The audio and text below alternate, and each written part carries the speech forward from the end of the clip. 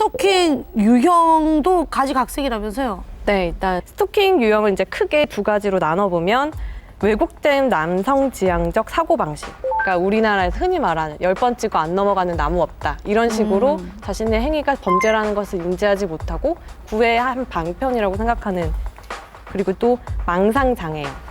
이 스토커와 피해자 사이 아무런 관계가 없는데도 저 사람하고 나하고는 특별한 관계가 있다. 이렇게 망상에 빠져들어서 스토킹을 하는 경우가 있죠. 이렇게 연예인 좋아할 때 막 그 사람이랑 결혼한 것 같고 뭐 이런 생각이 들 때가 있잖아요. 그런 것도 여기서 이거에 해당하는 건가요? 근데 그거는 본인의 혼자 망상으로 끝나면 사실 스토킹을 안 하면 그렇죠. 그냥 공상 정도. 공상. 우리 이 기자님 그거 많이 해보셨죠? 학창 시절에 좋아하시죠? 바로 공상. 네. 많이 해요, 많이 해요. 정의해 주시잖아요. 망상과 공상은 달라요. 네. 혹시 망상장애형 그 스토킹에 대한 뭐 경험 같은 거 혹시 있으십니까? 저 있어요. 있어요. 방송사에 근무할 때 네. 매주 토요일, 일요일 딱 정해진 시간에 뉴스를 진행했단 말이에요. 주말만 되면 사무실에 있다는 걸 인지하고 사무실 전화를 하는 거예요. 그래놓고 어떻게 얘기하냐면 63빌딩 예식장에서 내일 만나자. 그러니까 자기는 이미 벌써 이 망상으로 관계가 진행이 네, 됐고 됐네. 이제 식만 올리면 되는 거예요. 근데 나는 아무 준비하지 않고 63빌딩 예식장에서 내일 몇 시에 만나자. 어머머. 아, 예식장에서 만나자는 거야? 너무 섬뜩해가지고. 전 주변에 그 라디오 진행자들이 그런 경우를 많이 겪고요. 정말 이게 맞아요. 라디오는 심야에. 이게 귀로 자기한테 얘기해 주는 꼭 심야가 아니어도 그 뭐 시사 프로그램 진행하시는 분들도 시사 프로그램이 많아요. 라디오가 이렇게 또 음악 프로 같은 경우에는 커뮤니티 같은 걸 느끼게 해가지고 그렇죠. 자기들끼리 정말 친한 친구인 것처럼 하여튼 그런 경우도 많고. 사연 보내면 그 사연 보낸 사람의 이름을 불러주거든요. 네. 그러면서 뭐 어디에 사시는 누구님 하면서 하잖아요. 근데 거기에서 나에게만 해주는 얘기. 이렇게 망상이 시작돼요. 내 이름을 불러줘서 꽃이 된 게 아니라 스토커가 되었군요. 네, 섬뜩한 이야기죠. 자, 근데 더 큰 문제는 이게 스토킹이 납치나 살인 같은 강력 사건으로 이어질 수 있는 이런 시한폭탄 같은 범죄라는 거죠. 네. 네. 이 스토킹 피해 상담 240건은 분석한 결과 21%가 강력 범죄에 해당한다고 해요. 그럼에도 불구하고 국내법상의 스토킹은 경범죄로 분류가 되기 때문에 벌금이 10만 원 이하. 범죄 심각성에 비해서 너무나 낮은 상황이고요. 네, 10만 원 이하. 이하요? 또는 구류. 그래서 스토킹은 더 매년 늘어나고 있고 이게 또 스토킹이 증가하면서 강력 범죄로 강화되는 그런 양상을 보이고 있습니다. 와, 2014년부터 한 2배 늘었다고 하더라고요, 네. 스토킹이. 어떤 그 형법상의 범죄 있잖아요. 네. 폭행이라든지 뭐 협박, 뭐 내지는 명예훼손, 뭐 성폭행 이런 정도에까지 이르기 전까지는 사실은 좀 처벌하기 어려운 것이 맞아요.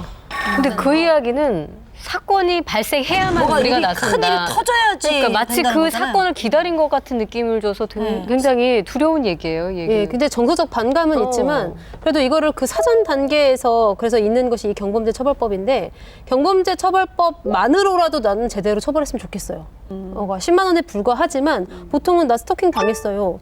라고 하면은 무슨 일이 벌어지면 오세요. 이렇게 이야기하잖아요. 접수 자체가 안 그렇죠. 되니까요. 그러니까 차라리 과태료라도 이 단계에서라도 이 정도라도 계속 꾸준히 부과가 되면 큰 일로 발생할 가능성이 아무래도 줄어들거든요. 그리고 경찰에서도 한 번 경범죄 처벌을 당했던 사람들은 약간 예의주시하면서 보고 또 그렇게 신고를 했던 사람이 다시 전화를 하면은 더 긴급히 출동하고 더 이렇게 잘 대처해주는 그런 면이 있는데 애당초 신고 자체를 접수를 안 해준다는 거예요. 진짜 이렇게 사실 솜방망이 처벌이 이루어지다 보니까 새로운 유형의 스토킹, 일명 사이버 스토킹도 요즘 아주 흔하게 일어나고 있다고 하죠. 네. 경찰청에 따르면 사이버 스토킹이 지난 4년 동안 30배 가량 증가했다고 해요. 우리 뭐 SNS 안 하는 사람 거의 없을 정도니까요. 그래서 이 사이버 스토킹은 뭐 이메일, 뭐 메신저, 대화방, SNS 같은 이 정보통신망을 이용한 스토킹이고요. 대표적인 사이버 스토킹이라고 하면 요즘에 SNS에 사진 같은 거 올릴 때 나의 위치를 태그로 올린다거나 아니면 지도로 아예 표시가 되게 올리는 경우들이 많은데 그럼 뭐 그곳을 찾아간다거나 이런 식으로 SNS가 스토킹에 굉장히 유용한 도구로 변질되는 측면도 있죠. 아, 진짜 다들 그 SNS 하시잖아요. 어디까지 올리세요? 저는 얼마 전에 그 위치 이런 거 다 올리시던데 우리. 비행기표 이렇게 찍어서 올렸다가 사람들이 당장 내리라고 거기 비행기표 바코드가 나왔는데 그거 보고 모든 걸 다 할 수 있다고. 그래요? 네. 그래요? 비행기에서 내리라는 게 아니었군요. 당장 비행기에서 내려. 그래, 네. 스토커가 깜짝 놀라서 신상 정보가 다 네, 들어가 그걸 있는 거야? 보고 이제 이동 경로라든지 개인 그거 신상을 다 몰랐네. 알 수 있기 때문에 그래서 그 내렸어요 보고 나서. 와, 그거 진짜 몰랐네요. 진짜. 저는 전에 약간 여권 사진 웃기게 나와서 찍어서 스티커 그거 붙일 수 있잖아요. 가리는 스티커 네. 그거 붙여서 올렸는데 스티커 붙여서 올리는 거를 네. 뭐 약간 업그레이드 안 된 버전으로 보면 그냥 보인다고 아, 그것도 내리라고 하더라고요. 그 얼굴 이렇게 모자이크 이런 것도 다 볼 수 있는. 아무 소리 없구나. 그러니까. 아예 올리지를 말아야겠네. 그래야 되겠네요. 예. 저도 스토킹 당하고 있을 때는 제 개인정보 진짜 올리면 안 되겠다는 생각이 드는 거에서 더 나아가서 아예 가짜로 다른 데 있는 것처럼 올린 적도 있어요. 아, 예. 지금 여기 어디 홍대에 있는데 강남에 있는 것처럼 잘못된 네. 정보를 올려주는 그 거죠. 전에 며칠 전에 찍은 사진을 가지고 있다가 그거를 며칠 후에 올리고 계속 제 동선을 며칠 전 걸로 해가지고 타임라인을 짜는 거죠. 진짜 심각하게 스토킹을 당하셨네요. 그러니까.